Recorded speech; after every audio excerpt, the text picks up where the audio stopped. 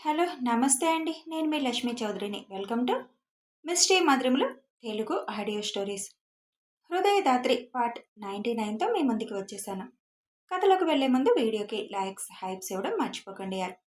దానివల్ల కథ మరింత మందిలోకి రీచ్ అవుతుంది. ఇక ఆలస్యం చేయకుండా కథలోకి వెళ్దాం. ధీరజ్ వాళ్ళు షాపింగ్ మాల్లో ఫుడ్ కోర్ట్ వైపు వెళ్తుండగా నందు అని పిలిచిన పిలుపుకి ఆ గొంతు వినగానే నందు ఒకవైపు ధీరజ్ చెయ్యి, ఇంకోవైపు వంశీ చెయ్యి పట్టుకుంటుంది. నందు అలా చేయగానే ఆ మనిషి ఎవరన్నది అక్కడున్న ముగ్గురికి అర్థమైపోయింది. నందు అనుకుంటూ దగ్గరికి వస్తాడు వినోద్. వీళ్ళంతా ఎవరు అని సీరియస్గా అడుగుతాడు. వీళ్ళంతా నా ఫ్రెండ్స్, తిను మా అన్నయ్య అని చెబుతుంది నందు. నందు వంశీ చేయి పట్టుకోవడం చూసి, మీ అన్నయ్య అంటే పట్టుకున్నావు, మరి అతని చేయి ఎందుకు పట్టుకున్నావు? అలా పరాయివాడి చేయి పట్టుకోవడం నాకు నచ్చదు, వదిలేయ్ అని అంటాడు వినోద్. నా ఇష్టం, నేను పట్టుకుంటాను అని అందామని నోటి దాకా వచ్చినా ఇప్పుడు అతన్ని రెచ్చగొట్టడం ఎందుకని చేయి వదిలి వెళ్దాం పద అన్నయ్య అంటుంది. మీ అన్నయ్య ఫారెన్ నుంచి ఎప్పుడొచ్చాడు? వారం అవుతుంది మా అన్నయ్య వచ్చి అని చెబుతుంది నందు. మరి నువ్వొక్కసారి కూడా మీ నాన్న దగ్గరికి రాలేదేంటి? వీళ్ళకంటే మీ నాన్నంటే ఇష్టం ఉండదు. నీకు మీ నాన్నంటే ప్రాణమే కదా, కనీసం చూడ్డానికి కూడా ఎందుకు రాలేదు? నువ్వు వీళ్ళందరికీ భయపడకు. ఇంకా 10 రోజుల్లో మీ నాన్నని బయటకు తీసుకొస్తున్నాను. రాగానే మనిద్దరి పెళ్ళి, గుర్తుపెట్టుకో. ఇలాంటోళ్ళు ఎంతమంది వచ్చినా నన్నేమీ పీకలేరు. అయినా నీ వాలకం చూస్తుంటే నువ్వు వీళ్ళ మాయలో పడిపోయినట్టున్నావు. తేడా ఏమైనా జరిగితే నా సంగతి మీ అందరికీ పూర్తిగా తెలీదు. ఒక్కొక్కళ్ళని ఎరగదీసేస్తాను అని అంటాడు వినోద్. వాడి మాటలకు ధీరజ్లో ఆవేశం పెరిగిపోతుంది. కానీ ఒక పక్కన నందు, ఇంకో పక్క సరియు ధీరజ్ చేతులు పట్టుకొని ఆపేస్తున్నారు. వంశీకి కూడా కళ్ళతోనే ఏం మాట్లాడొద్దు అని సైగ చేసింది సరియు. అర్థమైంది కదా, మీ నాన్న రాగానే మన పెళ్ళి, రెడీగా ఉండు అని ధీరజ్ వైపు కోపంగా చూసి ఫోన్ రావడంతో అక్కడి నుంచి వెళ్ళిపోతాడు వినోద్. వాడు వెళ్ళగానే, ఎందుకు నన్ను మీరు ఇలా ఆపారు? ఇవాళ వాడిని హాస్పిటల్ బెడ్ ఎక్కించేవాడిని కదా, వాడు అనుకుంటున్నది ఏది జరగదని వాడికి అర్థమయ్యేలా చెప్పేవాడిని కదా అని ఆవేశంగా అడుగుతాడు ధీరజ్. అన్ని వేళలా ఆవేశం పనికి రాదు ధీరజ్ గారు. ఇప్పుడు మీరు కొట్టి వాడికి నిజం చెప్పాక వాడు ఆగుతాడా? పెళ్ళి ఆపడానికి ఏ విధంగా అయినా ప్రయత్నం చేస్తూనే ఉంటాడు.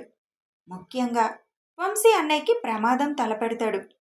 ప్రశాంతంగా పెళ్లి చేసుకుందాం అనుకుంటున్నాం. వాడికి ఆ విషయాలు ఏమీ తెలియకూడదు. ముందు పెళ్ళి అయిపోనివ్వండి. పెళ్ళయిందని తెలిసాక ఎలాగో వస్తాడు వాడు. అప్పుడు వాడి పని చూడండి. ప్రతిసారి ఆవేశపడితే మనకే కష్టం ధీరజ్ గారు అంటుంది సరియు. ఎలాగో మోహన్ గారు ఇంకా 10 రోజుల తర్వాత అంటున్నాడు కదా, అప్పటికి మన పెళ్ళిళ్ళు అయిపోతాయి. ఇప్పుడు మీరు ఆవేశంలో వాడిని కొడితే అనవసరంగా మనం గెలుక్కున్నట్టు ఉంటుంది. ఆంటీకి తెలిస్తే ఇంక వాడు ఎటు నుంచి ఏ ప్రమాదం తెస్తాడు అని భయపడుతూనే ఉంటారు.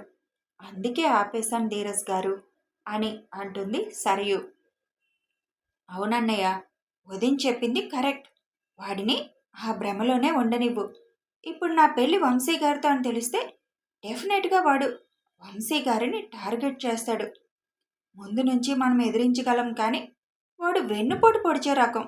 ఇటు నుంచి ప్రమాదం తలపెడతాడో తెలీదు. అందుకే ఆపానన్నయ్య అంటుంది నందు. వాళ్ళ మాటలు విన్నాక కొంచెం శాంతిస్తాడు ధీరజ్. వీడికి మాత్రం ఏదో ఒక రోజు నా చేతిలో ఫుల్గా ఉంటుంది అంటూ, పద ఆకలన్నావు కదా అని నందుని తీసుకొని ఫుడ్ కోర్ట్కి వెళ్తారు. వంశీ సైలెంట్గా ఉండేసరికి, ఏమైంది వంశీ గారు అంత సైలెంట్గా ఉన్నారు అని చిన్నగా అడుగుతుంది నందు. నథింగ్ అంటాడు. నాకు తెలుసు మీ చేయి వదిలేశానని మీకు కోపం కదా. అసలు వాడు చెప్పగానే నువ్వెందుకు వదిలేశావు? చెప్పాను కదా, ఇప్పుడు వాడిని గెలికే టైం కాదు, అందుకే అని అంటుంది నందు. అసలు వాడిని పెళ్ళికి పనికి రాకుండా చేస్తే ఇంకెలా పెళ్లి చేసుకోవడానికి వస్తాడు అని కోపంగా గట్టిగా అంటాడు వంశీ. అలా అనకండి అన్నయ్య. కొడుకు అలాంటి పరిస్థితి తీసుకొచ్చిన మిమ్మల్ని ఆ మినిస్టర్ ఊరకనే వదిలేస్తాడు అనుకుంటున్నారా? ఏదో ఒక విధంగా మిమ్మల్ని జైలుకు పంపించాలని చూస్తాడు. పెళ్లి టైంలో ఇదంతా అవసరమా? అందులో ఇప్పటికే మోహన్ గారంటే ఆ మినిస్టర్కి చాలా కోపంగా ఉంది.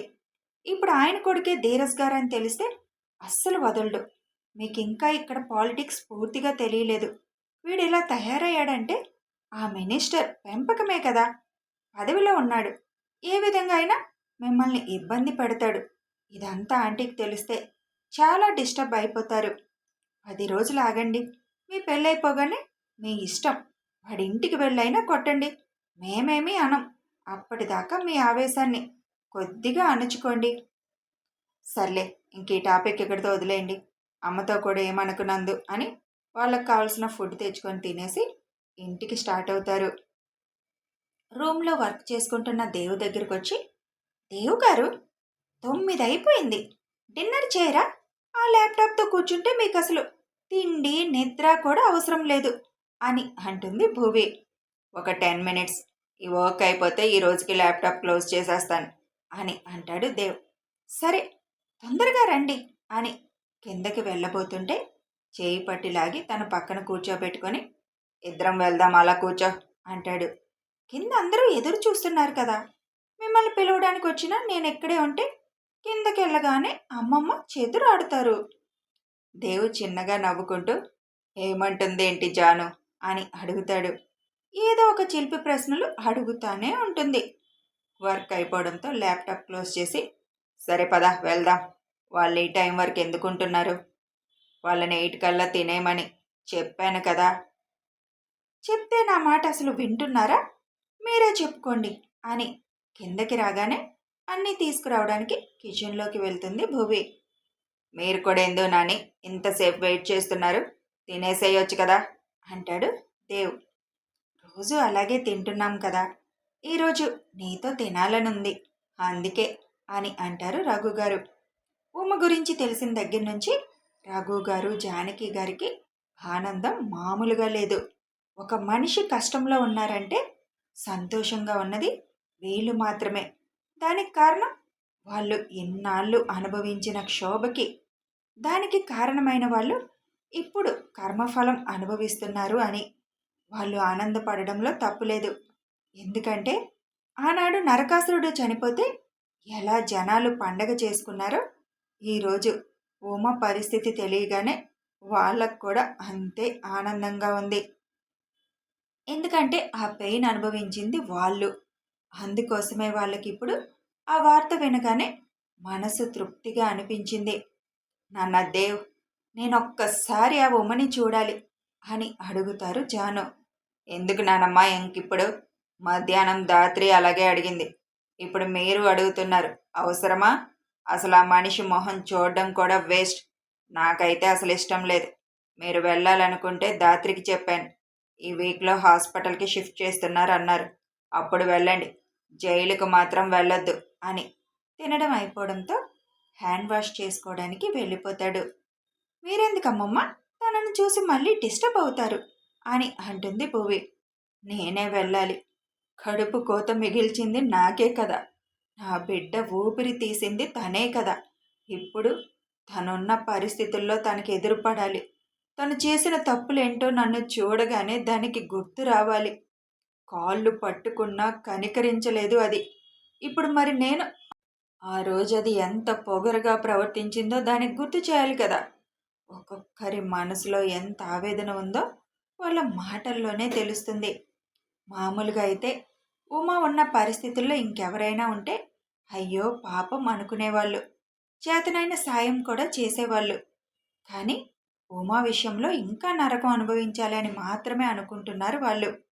అది ఉమ తన చేతులారా చేసుకున్న తప్పు. కనీసం తను చనిపోతే ఒక కన్నీరు బొట్టు కూడా కార్చే మనిషి లేరు. మరి ఇప్పుడైనా తన తప్పు తెలుసుకుంటుందా లేదా, పశ్చాత్తాపం అన్నా కలుగుతుందో లేదో కాలమే చెప్పాలి. జైల్లో ఉన్న ఉమకి డాక్టర్ చెప్పింది గుర్తుకు రాగానే, ఇన్నాళ్ళు మోహన్ని నమ్మి తప్పు చేశా. నా డబ్బులు నేను సైడ్కి చేసుకోవాల్సింది. పూర్తిగా నమ్మాను అతన్ని. ఈరోజు నాకు జబ్బు అనగానే కనీసం చూడను కూడా చూడడం లేదు. అవసరం ఉన్నన్నాళ్ళు వాడుకున్నాడు. ఇప్పుడు నేను బరువైపోయాను. నేను మోహన్ని మాత్రం ప్రశాంతంగా బతకనివ్వను. నాతో పాటే వాడు కూడా బాధ అనుభవించాలి. కోర్టులో మొత్తం వాడికి వ్యతిరేకంగా చెప్తా. ఈ ఉమాదేవి పగంటే ఏంటో తెలుస్తుంది వాడికి. ఇప్పుడు నా ట్రీట్మెంట్ గురించి ఆలోచించాలి. ఆ గవర్నమెంట్ హాస్పిటల్ వాడిచ్చే ట్రీట్మెంట్ పనిచేయదు. అసలు ఆ కీమోథెరపీ తీసుకుంటే ఇన్నాళ్ళు జాగ్రత్తగా కాపాడుకున్న నా అందమంతా ఇప్పుడు నాశనం అయిపోతుంది. నేను ఈ మాటలు అసలు నమ్మలేకపోతున్నాను. నేను మళ్ళీ మంచి హాస్పిటల్లో టెస్ట్ చేయించుకోవాలి. దానికోసం ఏం చేయాలి అని ఆలోచించడం మొదలుపెట్టింది ఉమ. నాకిప్పటికీ ఎవరో కావాలనే ట్రాప్ చేస్తున్నారు అనిపిస్తుంది. ఒకవేళ ఆ దేవు చేయట్లేదు కదా, నా మీద పగ పెట్టుకుని నా నోటితోనే నిజాలు చెప్పించాలని కొత్త ప్లాన్ ఏమైనా చేశాడా? ఇప్పుడు నేను ఎవరిని నమ్మాలో ఎవరిని నమ్మకూడదో అర్థం కావట్లేదు. మోహన్ అయితే మాత్రం కోర్టులో తప్పకుండా ఇరికిస్తాను. కానీ నాకు శిక్ష పడకుండా ఎలా తప్పించుకోవాలి అని నానా విధాలుగా నిద్రపోకుండా ఆలోచించడం మొదలుపెట్టింది. ఆ టైంలో తనకు తల్లిదండ్రులు గుర్తొచ్చారు. తనకి పసుపు కుంకుమ కింద ఇచ్చిన పొలం అది గుర్తుకు రాగానే ఆ పొలం అమ్మితే చాలా డబ్బులు వస్తాయి, మంచి ట్రీట్మెంట్ తీసుకోవచ్చు. ఎస్, ఉదయాన్నే ముందు నా పొలం నాకు అప్పు చెప్పండి అని వాళ్ళకి నోటీసులు పంపించాలి. అది ఎలాగో అప్పుడు నా పేరు మీద రాశారు కాబట్టి ఇప్పటికీ అది నా పేరు మీదే ఉంటుంది. కానీ ఈ ప్రాసెస్ అంతా చూడడానికి ఎవరిని పట్టుకోవాలి? ఎవరు అంత నమ్మకస్తులు? ఒక మంచి లాయర్ని చూడమని అడగాలి అని తన ఒంటి మీద ఉన్న బంగారం చూసుకుంటుంది. ఇది లాయర్ ఫీజుకు సరిపోతుందిలే అని అప్పుడు ప్రశాంతంగా పడుకుంటుంది ఉమా. భువి అన్ని పనులు చేసుకొని రూమ్కి వచ్చేసరికి దేవ్ పడుకొని ఉంటాడు. బాగా అలసిపోయారు సార్, అందుకే పడుకుండిపోయారు అని చిన్నగా నవ్వుకుంటూ లైట్స్ అన్నీ ఆఫ్ చేసి దేవ్ పక్కన చేరుతుంది. దేవ్ నుదురు మీద ముద్దు పెట్టగానే, ఎన్నిసార్లు చెప్పినా మారవు నువ్వు, ముద్దు పెట్టాల్సింది అక్కడ కాదు ఇక్కడ అని హువి పెదాలను అందుకుంటాడు దేవ్. 2 నిమిషాల తర్వాత వదిలి, ఇప్పటికైనా అర్థమైందా ముద్దు ఎక్కడ పెట్టాలనేది అని అంటాడు నవ్వుతూ. మీరు నిద్రపోలేదా అని చిరుకోపంగా అడుగుతుంది. నీకు నేనేం చెప్పాను నిన్న? మా నాన్నని దించే వరకు డైలీ డ్యూటీ ఉంటుందని చెప్పాను కదా, మర్చిపోతే ఎలాగమ్మా దాత్రమ్మ అని భూవి ముక్కు పట్టుకొని లాగుతాడు. రాత్రంతా పడుకోలేదు, పగలంతా ఆఫీస్లో రెస్ట్ లేకుండా వర్క్ చేశారు.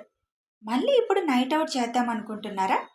పడుకోండి దేవ్, మరీ అంత పిచ్చి ఉండకూడదు అంటుంది చిరుకోపంగా. ఇవాళ తొందరగా పడుకుంటానులే, కానీ నా ప్రయత్నం మాత్రం మానను అంటూ హువిని అల్లుకుపోతాడు దేవ్. దేవు చెయ్యి వేస్తేనే వెంటనే దేవు మాయలో పడిపోయే భువి దేవు చేసే పనులకి అడ్డు చెప్పగలదా? పతికి తన సహకారాన్ని అందిస్తూ సతీ ధర్మాన్ని పాటించింది భువి. ఇద్దరూ అలసిన శరీరాలతో సేద తీరుతూ, అసలు దేనికి దగ్గర కదా మీరు అని అంటుంది. నాకెంత అలసటున్నా, ఎంత స్ట్రెస్ ఉన్నా, నాకు రిలాక్సేషన్ అంటే అది నీ దగ్గరే దాత్రి. నీ స్పర్శలో నాకున్న అలసట పోతుంది, నీ కౌగిలిలో నా స్ట్రెస్ పోతుంది. నిద్ర కరువైన నాకు నీ కౌగిలిలో పడుకుంటే 1 గంట పడుకున్నా నిద్ర సరిపోతుంది. అందుకే నీకు 1 నిమిషం కూడా దూరంగా ఉండాలని అనిపించదు నాకు. నిన్నేమైనా ఇబ్బంది పెడుతున్నానా అని అడుగుతాడు దేవ్. దేవ్ ఎదపై కిస్ చేస్తూ, అలాగని నేను అన్నానా? ఇంత ప్రేమ నన్ను చుట్టేస్తుంటే వద్దంటానా అని భువి ముద్దుగా అంటుంది. సరే పడుకో, నీకే నిద్ర చాలటం లేదు, నాకు 1 గంట పడుకున్నా నిద్ర సరిపోతుంది అని భువిని గట్టిగా చుట్టుకొని కళ్ళు మూసుకుంటాడు దేవ్. దేవ్ చుట్టూ చేయి వేసి, నీలాంటి కొడుకుని చేతులారా దూరం చేసుకుంది ఆ మనిషి. నిలువెత్తు ప్రేమ రూపాల్ని వదిలేసి డబ్బు వెంట పరుగులు పెట్టింది. ఇప్పుడు దిక్కులేని చావు చేస్తుంది. నేను కలవాలనుకుంటుంది మిమ్మల్ని దూరం చేసుకొని తను ఏం పోగొట్టుకుందో తను తెలుసుకోవడానికి.